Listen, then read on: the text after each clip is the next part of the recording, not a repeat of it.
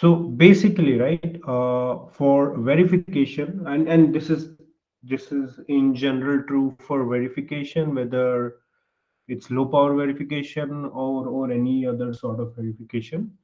There are usually two or three types of verification which is done. One is basically your dynamic verification, where basically you write test benches, and based upon those test benches you run simulations and basically get the results. So that is typically known as the term used for that is dynamic verification. Okay, then the other term is what is known as static verification.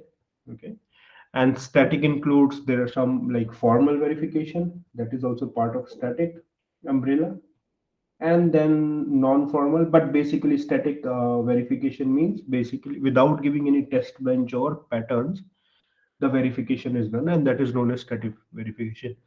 So Meghnad, the tool you are talking about is a static verification tool. Okay, so basically static verification tool, you give like your RTL, Liberty files, UPF. So basically, you give your design information, and and UPF. Basically, you give your power information, and this is design information. Okay, and based upon that, your static verification tool will do the analysis and generate a certain set of reports, which then can be used. Basically, these reports then you review and figure out, okay, yeah, this is something which is looks like a design problem, which or in this case, since you're talking about low power, looks like a power problem which I need to fix. Okay. So static verification does not involve time domain. It does not involve any test bench. It does not involve any patterns.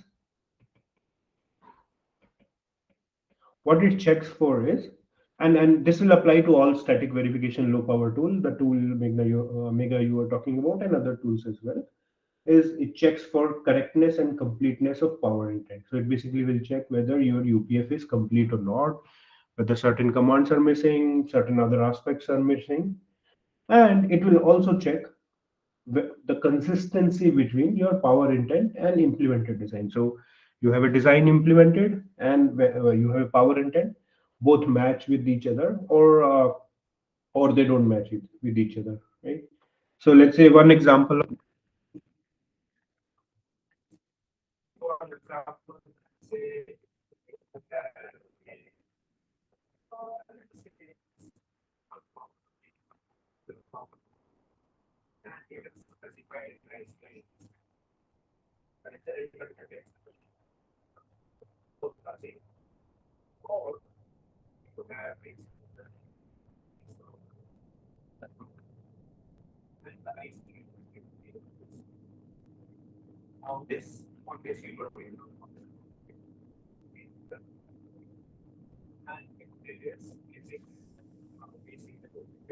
Hmm, we can't hear you.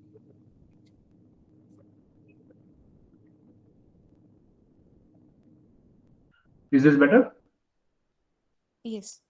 Okay, sure. So basically, right, you are ensuring that based upon static information without any test bench, okay, these strategies are correct or not. For example, different power domains, same voltage, maybe you don't need isolation strategy. So it will tell you, okay, it's a redundant strategy. Okay, so there's no state possible in the design when this is off and this is on. If that is, or vice versa, then you don't need isolation strategy. If these two domains are going to be on together or off together, basically you don't need to isolate one from the another. But if there are domains where one can be on and another can be off, then you need to isolate. So this can be done without running any test benches, and that's the idea of static verification and all the static verification tools which exist in the market. Okay, so similarly, level shifter strategy, if these are same power levels, then you don't need a level shifting strategy. This can be also statically checked without running any test bench. But if these are different power levels, high level and low levels are different, then tool can identify and say, okay, there is a level strategy, shifter strategy, which is missing. So this just gives you an idea about what kind of static verification which is done Of course, each of the tools, the static tool you're talking about, comes with a lot of rules like this based upon these basic concepts of UPF. So this webinar, right, as in once you go through it, covers a lot of basic things you need to do for low power design. And these are and the sanity check or these kind of checks for them are converted by these static tools as rules.